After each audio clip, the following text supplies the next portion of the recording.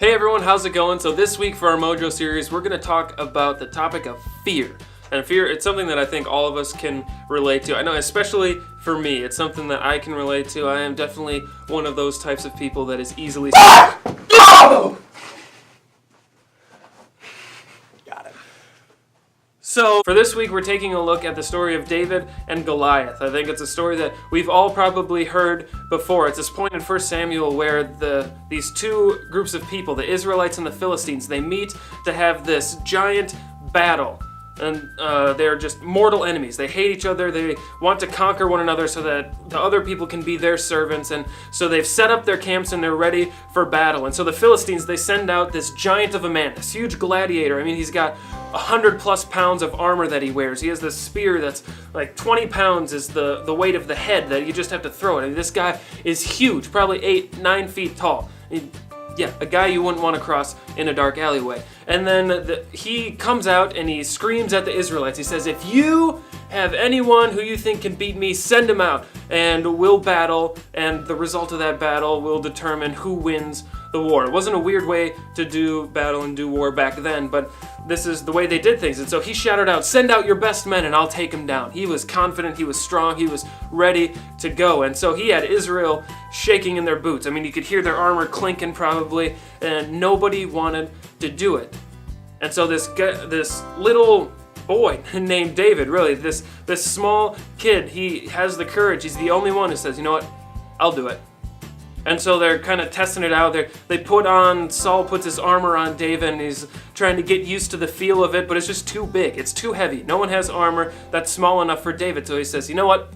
Forget about it. I'm not going to wear any armor. So he grabs his sling, picks up 5 smooth stones, and heads in to face Goliath. And I won't spoil the rest of the story for you. We're going to read it in just a second. But I know there might be a few of you here that are probably thinking, you know, Jeff, I know the story. We have David and Goliath. I've heard it before. You're gonna talk about how I'm like David, and then Goliath is like my biggest fears and obstacles and problems in life, and that, I'm like David. I'm small. They're big, and if I can just trust God, I can overcome anything. I've heard the story before. Blah blah blah. We can just stop the video here. I know what you're gonna say. But actually, tonight I want to challenge that idea. I don't think that is a very accurate way of interpreting this story, and this new idea might be different for some of you. I was looking and reading the story, and when I learned about it in seminary, this was a new idea that I really had never heard before either. But I want to challenge us, instead of picturing ourselves as David in this story, I don't think that's very accurate.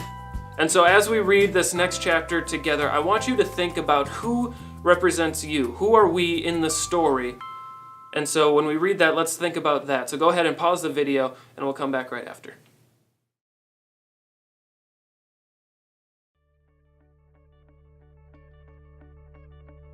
I was reading the story the other day about this woman named Edith Corse Evans. And she was one of the passengers on the Titanic. She was actually one of the first class passengers on the Titanic, which meant that she had an automatic seat on one of the lifeboats to get off the boat if it were to go down. And so just through all the chaos and the craziness of this boat sinking, she knew that she had a spot on one of these boats. And so just through everything that's going on, she was running towards one of the lifeboats. She's running towards her seat so she can be saved. And before she gets on, she notices this woman with her children standing waiting to get on a boat.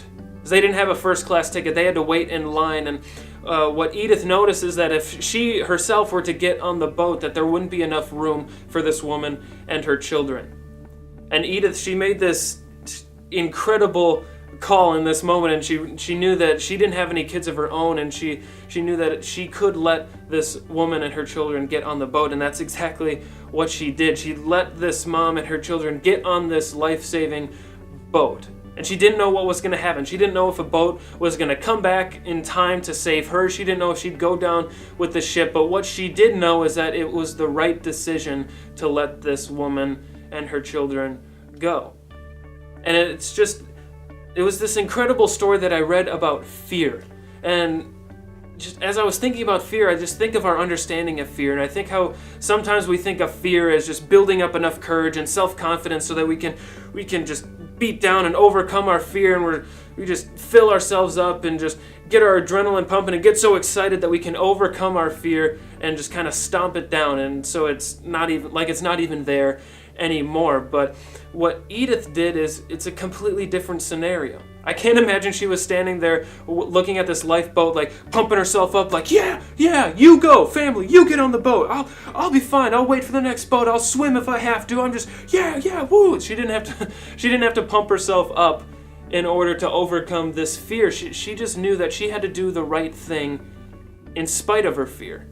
Like, she didn't know what was going to happen. She didn't know the outcome of the future, but she knew that that was the right thing to do in spite of the fear that she was probably and understandably feeling in this moment. And that's kind of the point that I want to get across tonight, this idea that we're not supposed to just try to overcome and forget about our fear. That's just a short-term burst of adrenaline, and it's not really a long-term solution at all.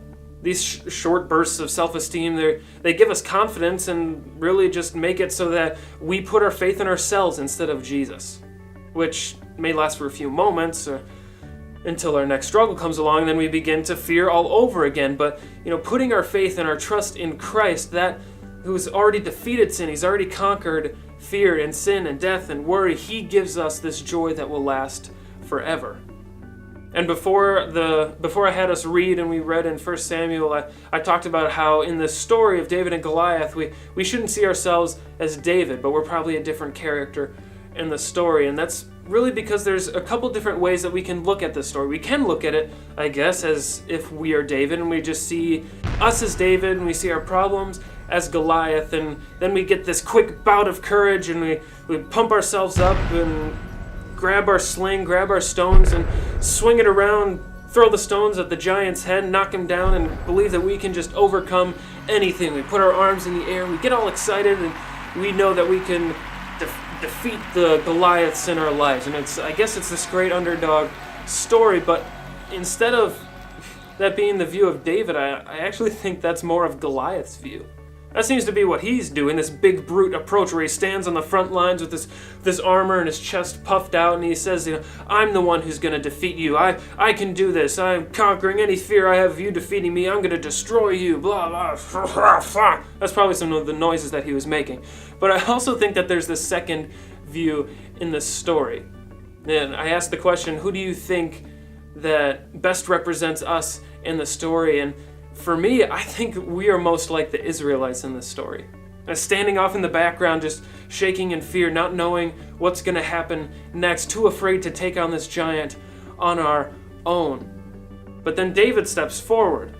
And David, instead of looking at him as an example, I don't think that's the right way to look at it. In fact, I think David's kind of a bad example in this story, and he doesn't really act like an example either. He doesn't round everyone up like, all right, everyone, let's take off our armor and let's grab a slingshot and let's head over there and take down the giant. No, that's not the example that is trying to get across here. What I think David represents is more of a substitution. Because whatever David did, whatever the outcome, he represented Israel.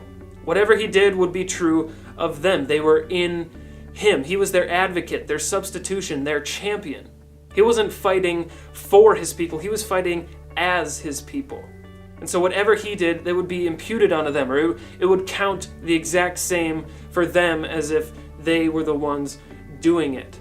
It had nothing to do with their performance, but it had everything to do with David's performance. They get all the fruit and all of the benefit of having done and fought the battle themselves.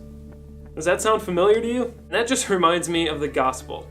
I think we can actually read this story through the lens of the gospel, because there's really two ways that we can look at this story. First is this kind of big Goliath approach, where if we just build up enough self-confidence and build up enough strength in ourselves, and we can overcome anything. And there's a second view where we see David as a substitution for us, and he takes on this giant in our place. And in one of these views, Christ is absent.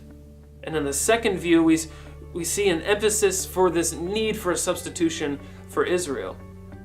You see, through the lens of Jesus, we get this big picture look at our own lives and our own problems. And I know that might kind of sound weird because you're like, Jeff, it's my life. I know what's going on. But the reason I say that is because I think so often we spend so much time worrying about our problems and our fears that we completely forget to remember the big picture. You see, widening our lens helps us kind of to put our fears into perspective. It sort of shrinks them. It helps us realize that they're beatable, that they aren't these big, invincible giants.